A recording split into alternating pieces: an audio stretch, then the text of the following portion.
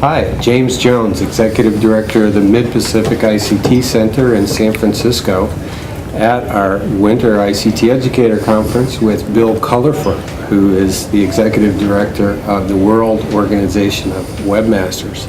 Hi, Bill. Welcome. Hi, James. Thank you so much. Thanks for coming. I guess you just presented. You bet. Moments ago. I did. World Organization of Webmasters. Tell us about that. World Organization of Webmasters, webprofessionals.org, is a 13-year-old professional association registered as a nonprofit.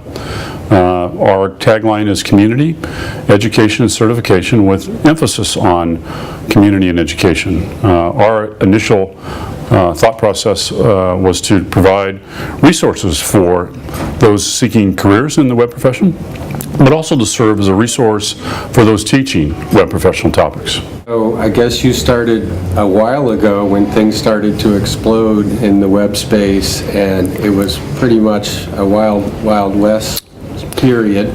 Yep. And there was It still is in some ways. there was a need for some sort of structure or coherence, or maybe talk a little bit about the evolution. Initially, when we conducted our first Webmaster Summit in Lake Tahoe in 1997, we invited members from the university community. Specifically in California, we invited Berkeley, Stanford, 2 community colleges, 3 high schools, business and industry ranging from Adobe, Microsoft, Pearson Publishing, to outline, really, to give thought to and then outline what the role and responsibility of the web professional might look like then and into the future. That process developed in a working outline, which is basically the outline we've been polishing, if you will, for a number of years to determine the specific skill sets that's required of the web professionals, the various titles that make up the web today and into the future, and then develop strategies to develop resources, specific instructionally designed curriculum resources that map to those specific skill sets. But it was clear, James, to answer your question, to us that what was available in 1997 was more informational, not instructional. And what I mean by that is that information is clearly not instruction, and I might be a terrific speaker and I might have a great understanding of the topic, but as educators certainly know, developing that into an outcome so the student walks out of the classroom with that specific knowledge is an entire new topic all to itself. And so we recognized that what was needed was less conference, if you will. Not that conferences aren't good, but back in the day, it was more informational information and not instructional. So what we needed to do was to collaborate with those that understand education to develop these strategies and combine the best of what professional associations typically bring to the table, bridging the gap between business, industry, and education and government, convening the stakeholders so everybody understands what's needed in the marketplace, combine that with the expertise of those that teach to develop, really at the end of the day, better outcomes for students in the classroom, which of course ultimately benefits the marketplace that hires. So you identified this need and you got people to buy into this need. And then I guess there was a period of rolling up your sleeves and developing material that helps meet this need. I might add, very tumultuous times. We had rocket growth initially. In fact, such rocket growth, I think there were, investment in .coms, for example, that seemed to just be stuff. It was fluff. Jobs that were offered that paid, $300,000-$400,000 for an entry-level webmaster. I mean, it was just really insane stuff, and nobody really understood what it meant to be a webmaster. And so our goal was to take a look at the needs of business and industry and apply that to real-world skill sets in terms of what's needed in the classroom. And so during that process, we learned a lot, and there's obviously been a lot of change. You think back of the early days of the web, explosive growth, introduction of courses that were very expensive, very jam-packed with resources, but didn't really deliver on the promise of education. They were more training related, with the promise of certifying webmasters after 2 or 3 weeks of instruction. So during that process, we basically did an analysis of the marketplace. Said, gee, okay, training is important. Business industry professionals need a place to go get training.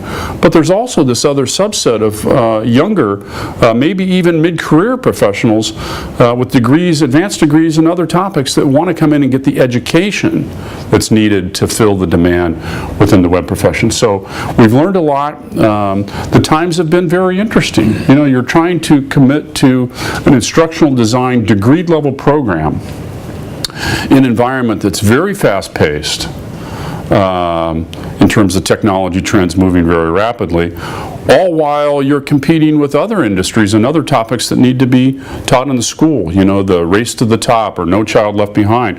There's this goal for educators to teach topics that meet those standards, and so trying to incorporate and integrate IT or web professional topics in that environment has been really an interesting challenge. Been an interesting history. So as you know, the Mid-Pacific ICT Center works closely with faculty primarily at community colleges in its region who teach information and communications technology. And you know, clearly the web is an important part of ICT. And it seems to me that there's a great opportunity to connect community college educators with the great work that's been done by WOW. Just going to ask, you know, for those people, what do you got? You know, how would they connect with you, and what do you have in your organization that they would be interested in?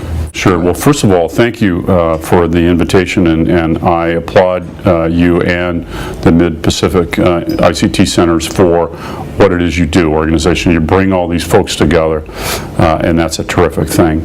I think to answer your question, what we bring to the table, much like most professional associations, regardless of industry, bring together, is a solid understanding of the topics from business and industry. We study it. I think the value proposition of that for educators is that it allows them to focus. It allows school districts to focus.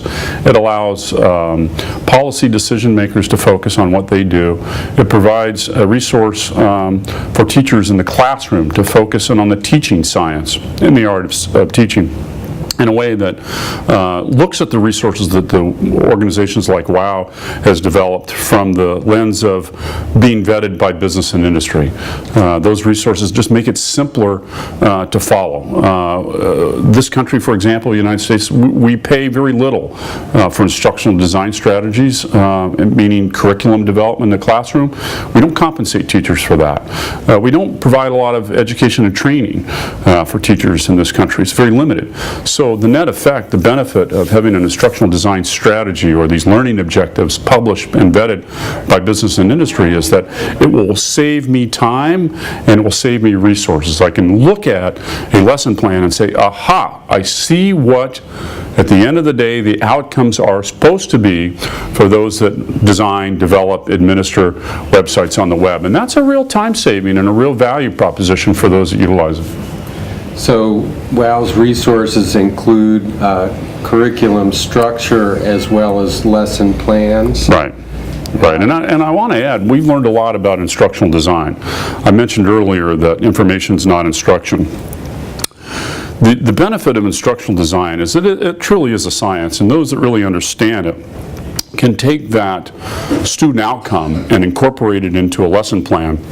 That means at the end of the day, the teacher can have some confidence that when the students leave the door, that they've actually possessed the skills that were outlined in the curriculum. And so the benefit to that is that you know, we can really improve the assessment model and be sure that by the time the student leaves the classroom or graduates from the program, he or she will have the skills that employers are looking for the most.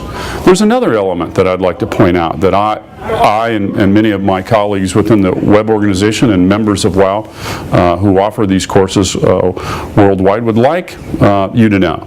And that is, there's a distinct difference between having a training program at a college and a degree level program. What I mean by that, take a look at other industries, for example. Let's take the nursing profession. The nursing profession has a mappable, stackable, and portable program for the nursing profession. We don't have that in information technology to a great degree, and we certainly don't have it within the web profession. Having said that, however, that's our goal. It's a lofty goal and it's a long-term goal, but it's a very important goal because at the end of the day, what we need to have is a program that's mappable, stackable, and portable, meaning I can take somebody with a little bit of knowledge and I can introduce these into these topics. If they want to move from San Francisco to San Diego, they should be able to. They should be able to take those credits and they should apply to that degree level program. But there also needs to be emphasis on a degree level program. There is training, and that's important for those that are practicing in the field, but at the end of the day, we need a comprehensive degree level program that students can enter into with limited knowledge and leave with expert level knowledge. And I'm pleased to say that working with you and many others within the state of California, for example, and nationwide, we have an academy program that provides that degree level program. At the end of the day, I'm pleased to say that throughout all that tumultuous history of the growth of the web, we have a degree level program for the web professional. These are vetted programs by various state governments, by the Department of Education.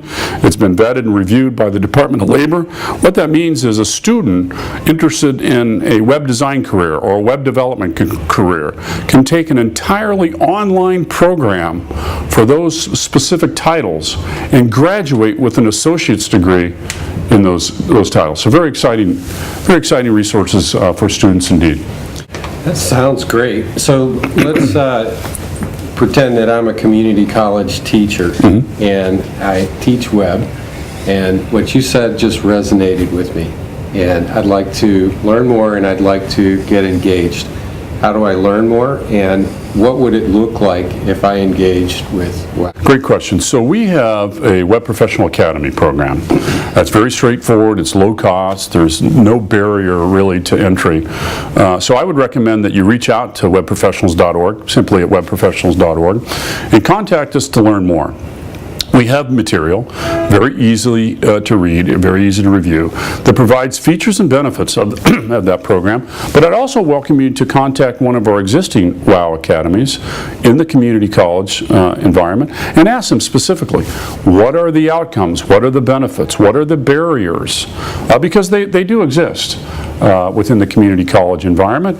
And it's important for, I think, you as a professor or instructor at the community college to be aware of all of them. But to answer your question very specifically, give us a call. We're here to help.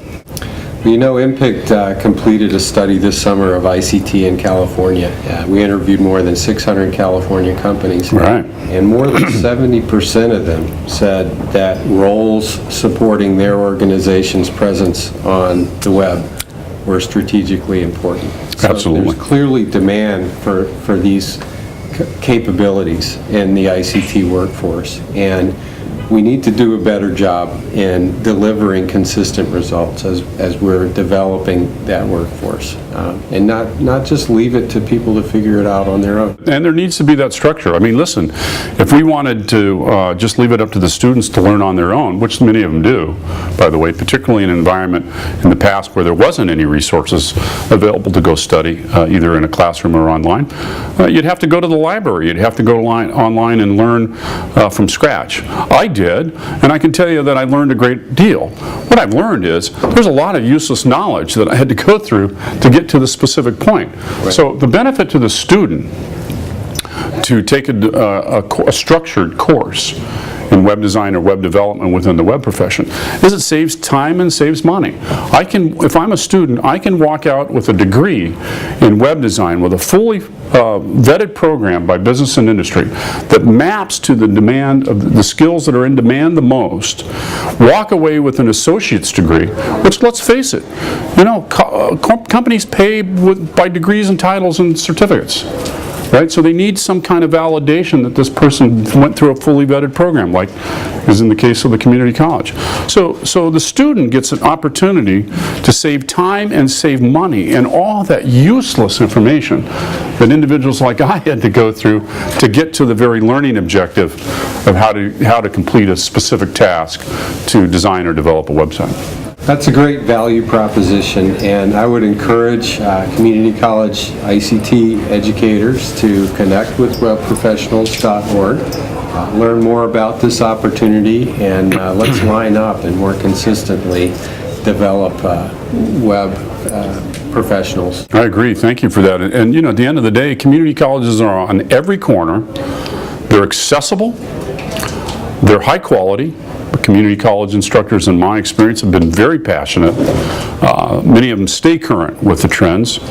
Many are from business and industry. And at the end of the day, it's low cost. There's no barrier to getting a quality education at a community college. And on behalf of professionals, web professionals everywhere, it's the best deal in town. Awesome. Well, thanks for coming. You bet, James. Thank you so much. And thank you. Appreciate what you do. You bet, and thank you for everything that you do. All right.